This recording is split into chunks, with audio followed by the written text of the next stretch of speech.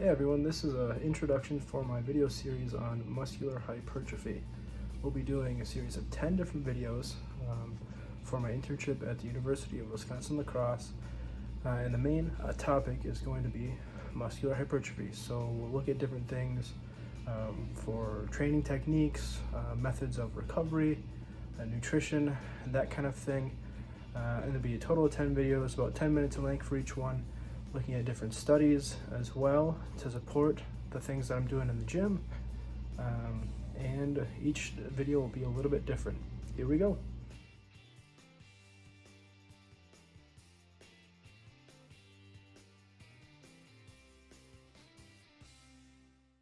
The study that we're looking at is effects of pre-exhaustion versus traditional resistance training on training volume, maximal strength, and quadriceps hypertrophy. Alright, so I read you the article title, the effects of pre-exhaustion, basically with muscle hypertrophy in training legs. The study looks at the difference from a control group where they were performing leg press with no pre-exhaustion movements beforehand, and a group that were performing pre-exhaustion movements of leg extension before the leg press.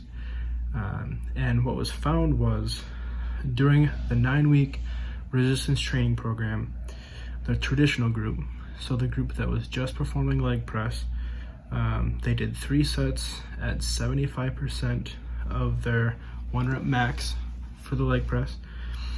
And the pre-exhaustion group would do the same thing for the leg press, the same number of sets, the same percentage of 1 rep max. But like I said, the pre-exhaustion group did the leg extension movement beforehand, before the main movement of leg press. One thing that I didn't love about the study was that they chose to do something like leg press instead of something like a barbell squat, like a back squat or a front squat. But that's kind of just personal preference. I think front squats and back squats are a little bit maybe more versatile or more productive, more efficient for an athlete to perform, especially if it's an athlete doing some kind of sport.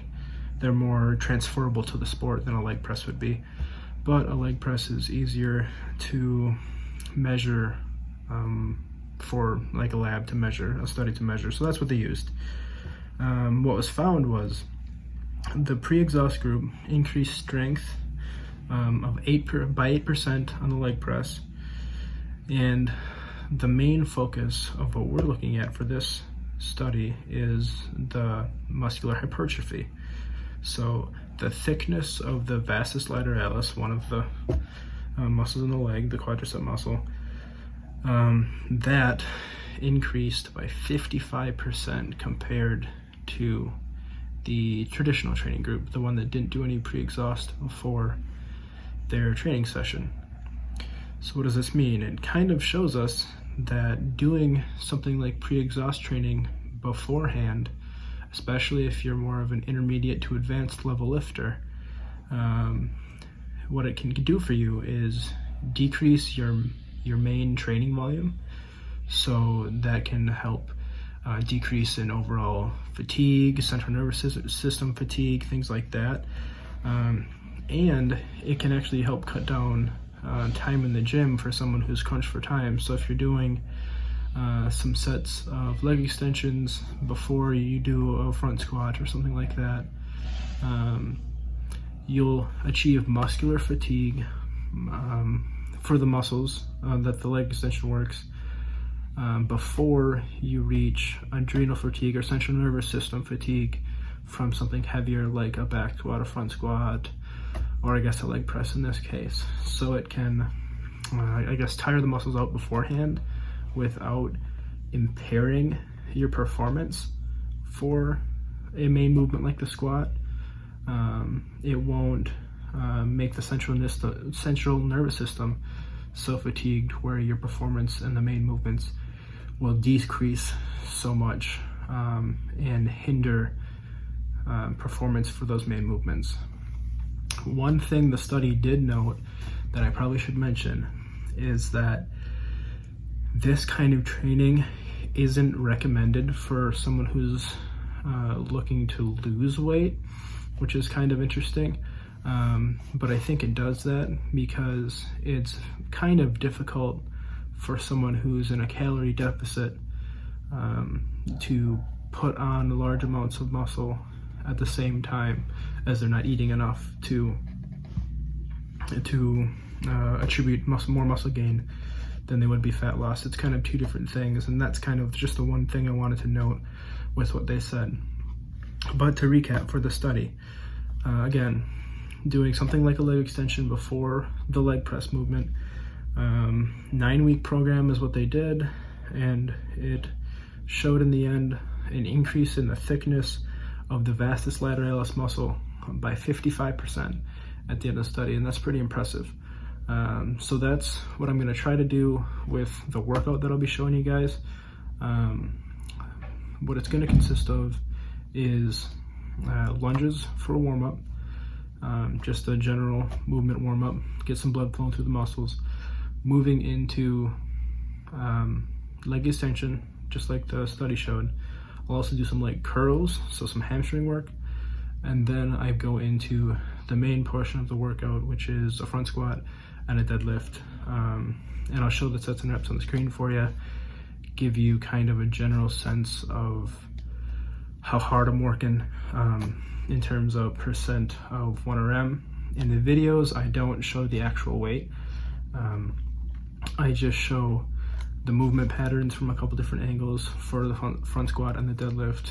And I'll show you kind of what I'm doing for the lunges, the leg extensions, the leg curls before that. But yeah, that's the main thing for the rest of this. Let's get into the rest of the workout portion of the video and enjoy.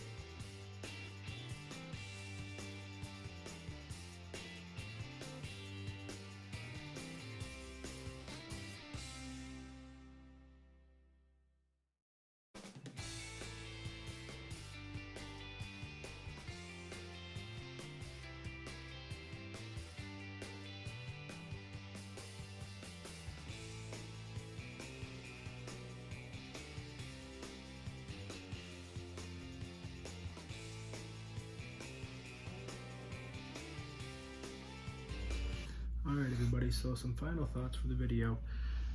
For the front squat, you can choose between a couple different grips. The one that I prefer is the cross hand grip. So you just cross your hands on top of the bar just like that. The catch grip, or a snatch catch type of grip, where you, underhand grip maybe is the word, where you hold it just kind of like that. You're not really grabbing in either one. In this one, make sure you're not grabbing onto the bar, because that will distract from your overall body position, and you don't want to over grip and engage your biceps or anything like that.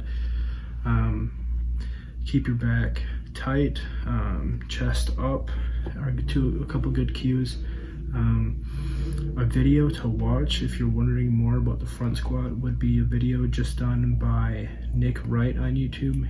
He's been doing videos for a long time, and he just released a front squat video, and that one's a pretty helpful one for anyone who's wondering more about different technique or things like that for the front squat. Another tip for that one is to drive your knees outwards during the front squat, just so they don't come inwards, because that can cause some injury and different things like that. For the deadlift, keep your, again, scapula retracted.